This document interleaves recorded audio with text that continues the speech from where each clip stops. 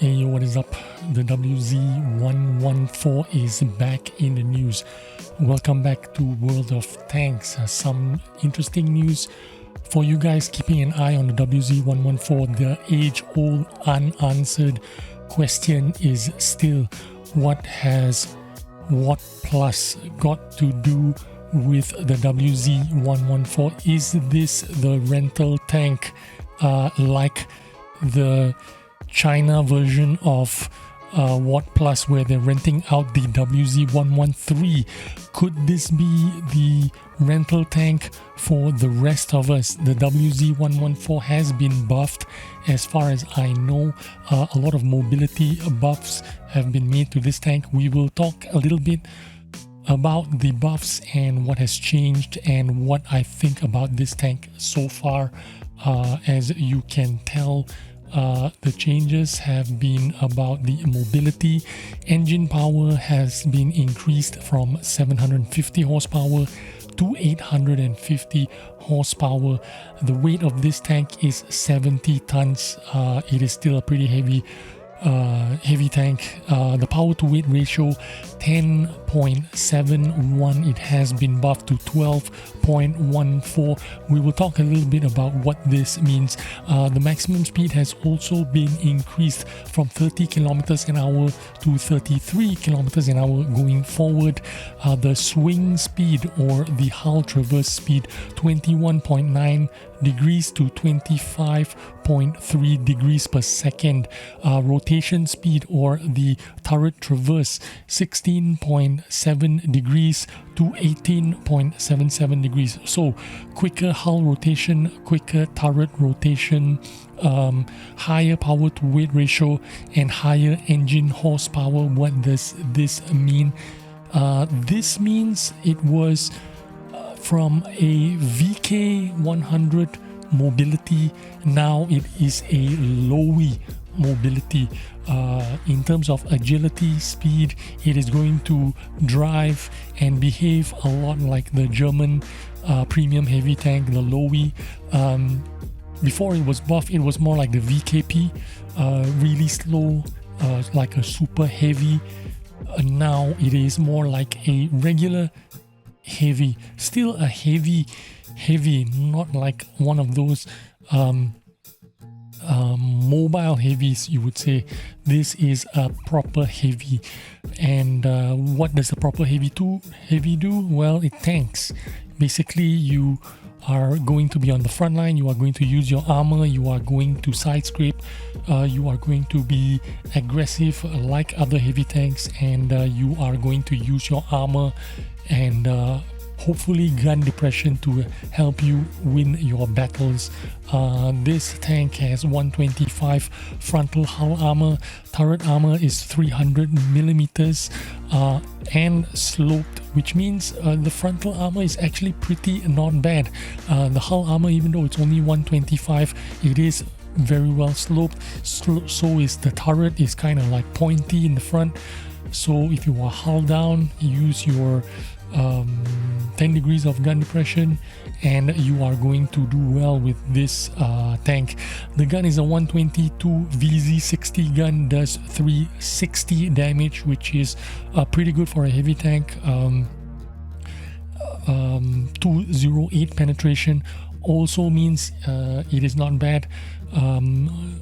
It is kind of average in terms of penetration. 208 standard penetration, 270 on the premium penetrations.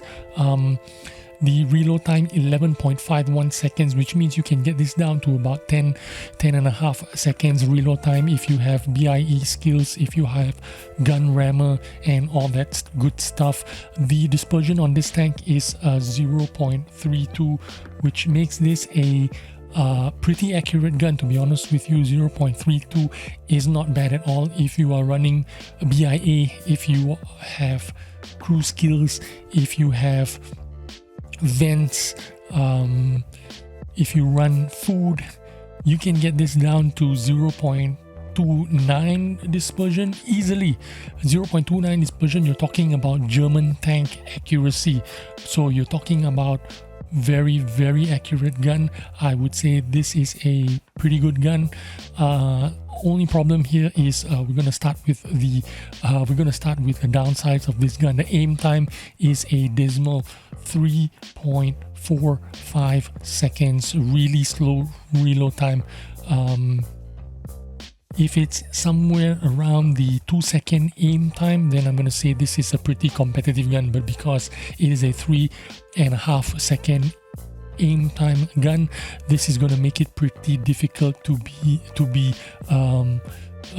super competitive, especially with all the variety of tanks that can easily demolish you in tier 8 tanks, especially premium tanks. There are so many tank choices out there. Why would you choose this tank? It would be very difficult to justify. The biggest downside of this tank, which I've saved for last, is the moving dispersion. What you have for moving dispersion in the Chinese 114 heavy tank is 0.30 moving dispersion. This is almost twice as bad as any other tank, as any other heavy tanks. Usually you will get them to be around 0.15 to 0.20 moving dispersions. This means when you are rotating your hull, when you are rotating your turret, when you are on the move, 0.30 moving dispersions is the penalties added to your 0.32 standard, the stock dispersion. So this means when you are on the move or turning your turret to shoot someone, it's going to take you much longer to get that bloom down to your full aim because of these penalties added to your moving dispersions. So I'm gonna say this tank is going to be pretty hard to love. A lot of people are going to like this tank because it is a proper heavy tank. It has the armor, it has the credentials of a good heavy tank with all the armor profiling, 125 millimeters of hull armor sloped, and then you have that turret armor which is 300 millimeters frontal and sloped.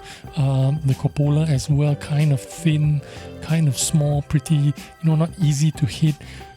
But the problem here is the aiming time and the moving dispersions, which are going to be penalties for this tank, and it's going to make it difficult for this tank to fully aim its shots, especially if you are fighting from medium to long distances. If you're going to snipe from a distance, if you're going to play a support role, it's going to be really hard for you to shoot down your enemies.